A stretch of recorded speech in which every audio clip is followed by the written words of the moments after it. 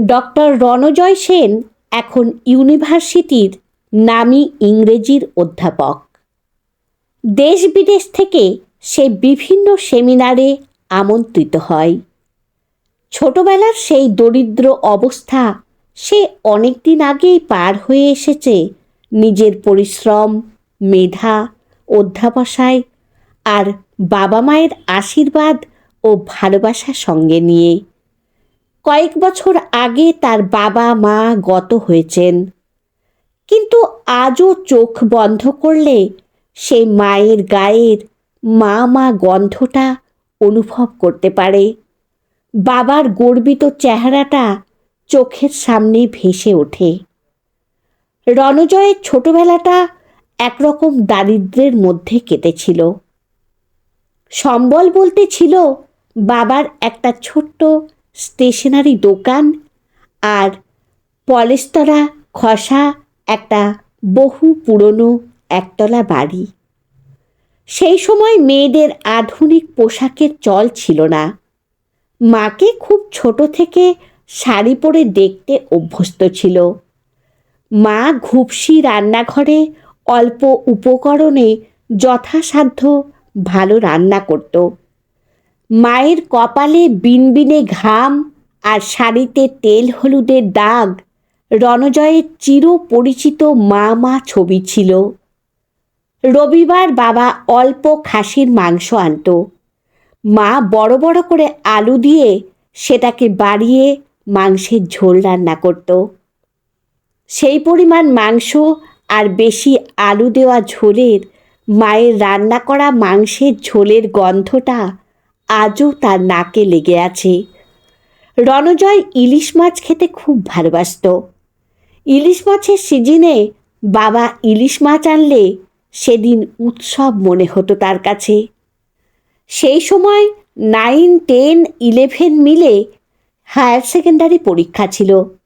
Class 8-এ যখন তার বন্ধুদের 3-4টে টিউটর ছিল, সেখানে একটাও টিউটর রাখার ক্ষমতা তার বাবার ছিল না। সে মেধাবী ছেলে হলেও ইংরেজিতে দুর্বল ছিল। সেই কারণেই সে কখনো ক্লাসে ফার্স্ট হতে পারত না, 3rd কিংবা 4th পজিশনে থাকত। রণজয় মনে মনে ভাবত, তাদের অবস্থা যদি তার বড়লোক বন্ধুদের মতো হতো তাহলে তার বাবা মার এত কষ্ট হতো না। প্রতিদিন ভালো ভালো খাবার খেতে পারত, স্কুলে বন্ধুদের মতো দামি টিফিন নিয়ে যেতে পারত, তার নিজের জন্য অন্তত 2টো টিউটর থাকত। একদিন এরকম ভাবতে ভাবতে অনেক রাত পর্যন্ত পড়াশোনা করে সে বিকট শব্দ করা আদ্যিকালের পুরনো ফ্যানের আওয়াজ শুনতে শুনতে চৌকিতে শুয়ে ঘুমিয়ে পড়ল। এক ঘুম পর সে দেখল একটা জমকালো জরির পোশাক পরে কে একজন তার মাথার কাছে দাঁড়িয়ে বলছে, রণজয়বাবু, আমি ভূতের রাজা। তোর দুঃখ শুনে আমি তোকে বর দিতে এসেছি। একটা মাত্র বর দেব, বল কি বর চাস? রণজয় বলল, ভূতের রাজার গল্প আমি শুনেছি, তুমি সত্যিই ভূতের রাজা? তাহলে তুমি আমাদের বড়লোক করে দাও। তথাস্তু। পরদিন রণজয় দেখল কোন মন্ত্র বলে তাদের ভাঙাচোরা বাড়িটা দোতলা ঝাঁ চকচকে আধুনিক ফার্নিচারে সাজানো বাড়ি হয়ে গেছে। বাবার ছোট্ট দোকানটা একটা বিরাট ডিপার্টমেন্টাল স্টোর হয়ে গেছে। তাদের বাড়িতে রান্না কাজের জন্য 3 জন মাসি এসেছে। একটা চাকর বাজার করা 5 মাস খাটার জন্য নিযুক্ত হয়েছে। রান্নাঘর থেকে খাসির মাংস পোলাওয়ের গন্ধ ভেসে আসছে। বাবা তার জন্য বাড়িতেই সকাল সন্ধে 4 জন টিউটর রেখেছে। সে স্কুলে যাওয়ার সময় তার মা নিজে তাকে ভাত বেড়ে দিয়ে কাছে বসিয়ে খাওয়াতো। তাড়াহুড়োর সময় কখনো ভাত মেখে খাইয়েও দিত। আজ অন্য কেউ তাকে পোলাও, মাংস আরও থালা সাজিয়ে নানা রকম খাবার দিয়ে গেল। রণজয় বলল, আমার মা কোথায়? ওরা বলল, ম্যাডাম বিউটি পার্লারে গেছে। বিকেলে স্কুল থেকে রণজয়ের বহুদিনের অভ্যেস মা খেতে দাও, খুব খিদে পেয়েছে বলা। আজকে সেটা বলতেই একটা মাসি বলল, দাদাবাবু, তোমার মা কেনাকাটা করতে বেরিয়েছে, আমি খাবার দিচ্ছি। রণজয় তার সাজানো ঘরে রাগ করে শুয়ে থাকল। রাতে মা ফিরলে দেখল মা একটা ছেলেদের মতো কি একটি উদ্ভট পোশাক পরেছে।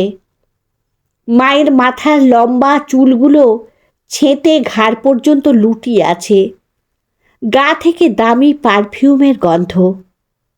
রণজয় চিৎকার করে বলল, তুমি এরকম পোশাক পরেছ কেন? তোমার লম্বা চুল কোথায়? তোমাকে আমি চিনতে পারছি না কেন? তুমি আজ আমাকে কেন নিজে হাতে খেতে দিলে না? আমি এরকম জীবন চাই না। মা তার গায়ে হাত দিয়ে বলল, এই রণ, কি হয়েছে তোর? বিড়বিড় করে কি বকছিস? রবিবার বলে এত বেলা অবধি কি ঘুমোতে হয়? সামনে তোর পরীক্ষা সোনা। ক্লাস 9-এ উঠলে তোর বাবা তোর জন্য 2টো টিউটর দেবে বলেছে। এই কটা মাস একটু নিজে নিজে পড় বাবু। ওঠ, তোর পছন্দের লুচি আর সাদা আলুর তরকারি করেছি, আর দুপুরে আজ খাসির মাংস হবে। রান্না বসিয়ে এসেছি। এতক্ষণ তো 10 বার রান্নাঘরে ঢু মারতিস আর বলতিস, কি সুন্দর গন্ধ ছেড়েছে মা। রণজয় জেগে উঠে মাকে সামনে দেখে জড়িয়ে ধরে বলল, আহ, এই তো আমার মায়ের শাড়িতে তেল হলুদের গন্ধ, আর গায়ে মা মা গন্ধ। মা বলল, পাগল ছেলে, তুই কি এতক্ষণ স্বপ্ন দেখছিলি? রণজয় বলল, খুব বাজে স্বপ্ন মা। এই স্বপ্ন আমি আর কোনো দিন দেখতে চাই না। মা, তুমি দেখো, আমি লেখাপড়া শিখে একদিন মস্ত বড় চাকরি করব। তখন আমাদের কোনো অভাব থাকবে না, আর আমার শুধু ইংরেজির জন্য একটা টিউটর দিলেই হবে। অনেকটা বয়স পেরিয়ে এসে রণজয় তার মায়ের গায়ের গন্ধটা আজও বড় মিস করে। এত প্রাচুর্যের মধ্যে থেকেও শৈশবের সেই অভাবের দিনে মায়ের হাতে রান্না মাংসের ঝোল ও সাদামাঠা তরকারির স্বাদ এখন আর খুঁজলেও পায় না।